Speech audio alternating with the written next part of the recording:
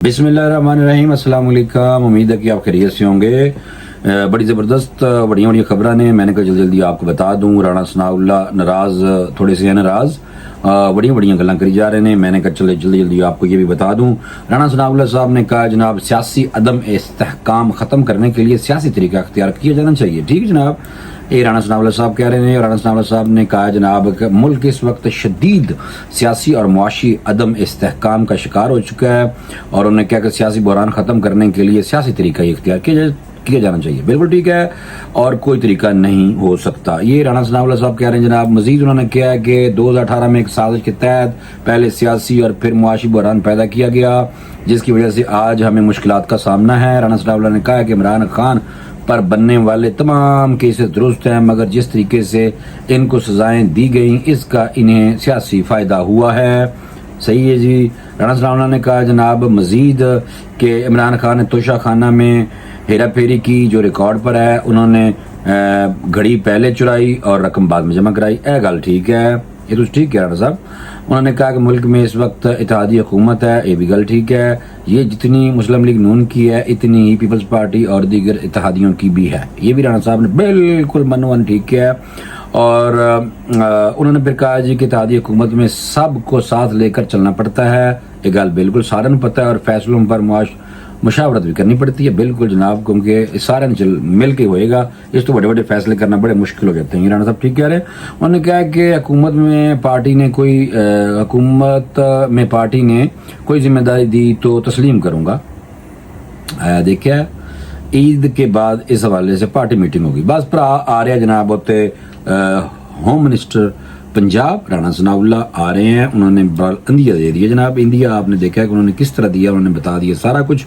अच्छा, मैं एक और चीज़ बताऊंगा आपको कि ये जो चीन जो है ना साढ़े ना आजकल थोड़ा ज़्यादा नाराज़ है। थोड़ा नहीं भाई, माजरत चाहता हूँ। और उन्होंने जो उनके बंदे मारे गए थे हमले में, तो उन्होंने बड़ी सख्त वो उस पर रद्द अमल दिया था। और मुझे लगता है काफ़ी सारे लोग इस हवाले नाल बड़े वरीड ने, परेशान ने कि यार हमें नहीं होना चाहिए सी, पाक चीन दोस्ती जिंदाबाद है, लेकिन चीन के हवाले से हमें नहीं। और उसकी भी तहकीक हुई है, वो बुलेट प्रूफ गाड़ी भी नहीं थी। उन्होंने काफ़ी जो सिक्योरिटी देने वाले लोग हैं उन्होंने सारिਆਂ फड़न का फैसला किया कि भाईजान तुसी इन्हों अच्छा प्रोटोकॉल नहीं दिता, इन्हों बाकायदा जो इनको सेफ्टी मैयर से वो नहीं लिए, बुलेट प्रूफ गड्डी भी नहीं सी, काफ़ी चीज़ें उन्होंने वो कहा। तो ये पेशरफ्त पाकिस्तान ने दिखाई है चीन को कि जो हमारे सिक्योरिटी में मामूर लोग थे, DPOs और ऊपर वाले जो रैंक के लोग थे, यही DPO CPO जो होते हैं, यानी कि CPO नहीं, सॉरी माफ चाहता हूँ, ये जो पुलिस वाले जो हमारे भाई हैं उनके जो कमांड करते हैं, DPO हो गए और इस तरह दूसरे लोग, उनको ही हुकूमत ने कहा इन्होंने फाड़ लो, क्योंकि उसकी वजह यह है कि इन्होंने अपनी नाअहली साबित हुई है उनकी। ये कि डेवलपमेंट हुई है। पाकिस्तान जो फड़न लगते हैं साड़ी पुलिस लोगों एवं फड़ लेंदी। ये कोई चक्कर नहीं है कि जी सारे कहते हैं जी ये पुलिस वाले करप्ट हैं, ये वो सारे कोई नहीं होंगे भाई जी, हर जगह से लोग पाए जाते हैं। अच्छा, चीनी सफ़ीर से मुलाकात हुई है जनाब, वो मैं आपको बता दूं कि तहरीक नौजवान नान पाकिस्तान के चेयरमैन मोहम्मद अब्दुल्ला हमीद जो है, इन्होंने तफसीली मुलाकात की है जनाब चीनी सफ़ीर से, जिसमें पाकिस्तान और दुनिया भर में भारत की बढ़ती हुई दहशत गर्दी समेत अहम अमूर पर तबादला ख्याल किया गया। बहुत ज़रूरी है, बदमाशी कर रहे हैं भारत फुल टाइम। और उन्होंने कहा कि अब्दुल्ला गिल साहब जो हैं गुल, ये अब्दुल्ला गुल हैं जनरल हमीद गुल साहब के बेटे, जो अल्लाह को प्यारे हो चुके हैं। अच्छा, अब्दुल्ला गुल साहब ने चीनी सफ़ीर से मुलाकात में कहा है कि भारत के वज़ीर दिफा किस तरह पाकिस्तान में होने वाले कत्ल आम का इतराफ़ कर रहे हैं। वो कीता ना कुछ दिन पहले, यार बड़े बदमाशी कर रहे हैं भारत दुश्मन। इसके बावजूद किसी भी बैन अवी अमन तंजीम ने इसका नोटिस नहीं लिया। नहीं लैणगे भाजी, वो कहते हैं कि हुण तो पाकिस्तान और भारत का आपस में मुकाबला ही नहीं रहा, क्योंकि 2018 के बाद से जो मुल्क में जानी कैफियत और मुआशी सूरत हाल और सियासी अदम इस्तेहकाम मुल्क में आया, उसके बाद आपने देखा कि पाकिस्तान उन्होंने कहना कोई मसला कोई नहीं, आपस में लड़ते रहेंगे बस। तो ये हम देख भी रहे हैं। तो इसलिए मुझे लगता है कि रियासत ने ये अभी सोच लिया है कि सारों को मिल के चलाया जाए। अब उसका फार्मूला तय हो रहा है, को डीलें हो रही हैं कि भाई उसको बानी PTI को भी निकाल लें बाहर और सारा आगे लेके चलें। बहरहाल ये चीज़ें तो हो रही हैं, कोई मनना नहीं या ना मनना।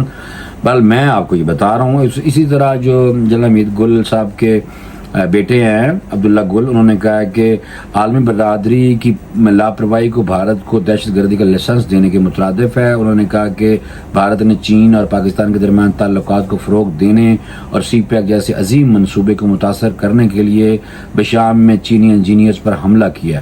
جناب دیکھو دشمن ہوئی نہیں، نااہلی تو ہوئی لیکن حملہ کروانے والے انہوں نے کہا جی راہ اور یہ بھارت ہے۔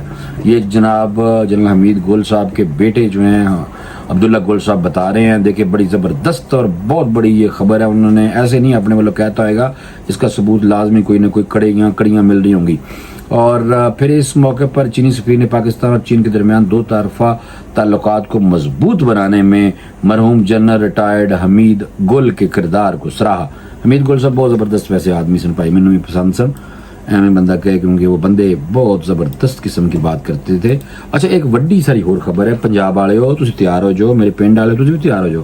اس کی وجہ یہ ہے کہ جڑے پلاسٹک بیگ تسی چک کے لے کے جاندے نا چیزاں پا کے، چاہ پلاسٹک بیگ 'چ، روٹی پلاسٹک بیگ 'چ، سالن پلاسٹک بیگ 'چ، دہی وہ بھی پلاسٹک بیگ 'چ۔ ہوں میں لگتا کہ ڈبے آن گے وہ بھی پلاسٹک کے ہونے نے، ویسے چلو کوئی گل نہیں۔ پنجاب میں پلاسٹک بیگز کے استعمال پر پابندی کا فیصلہ کیا گیا اور حکومت نے ڈیڈ لائن دیتی ہے۔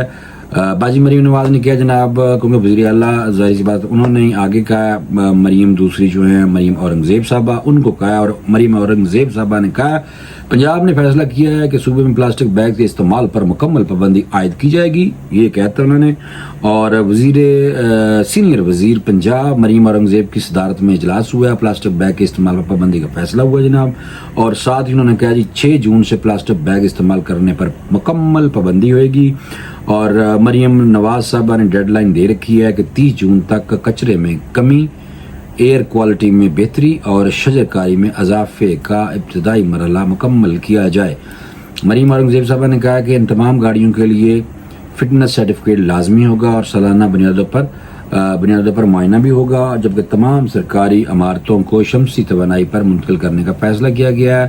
اور مریم اورنگزیب صاحبہ نے مزید کہا کہ مقامی سطح پر سولر پینلز کی تیاری کی صورت میں حوصلہ افزائی کی جائے گی۔ انہوں نے مزید کہا کہ ماحولیاتی آلودگی میں کمی لانے کے لیے 30 جون تک لاہور میں سڑکوں کے کنارے 20,000 درخت لگائے جائیں گے۔ اصلی جڑے درخت لگے نے۔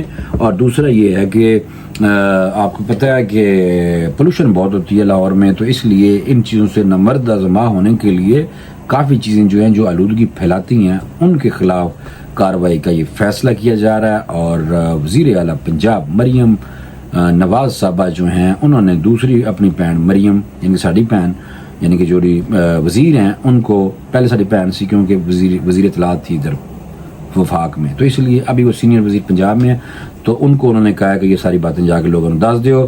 انہوں نے آ کے اجلاس کیا ہے کہ انہوں نے سارا کچھ دستا کہ بھائی ہوں تسی تیار ہو جاؤ، 30 جون تک تو ڈیڈ لائن ہے، کوئی پلاسٹک کا بیگ نظر نہیں آئے گا لاہور۔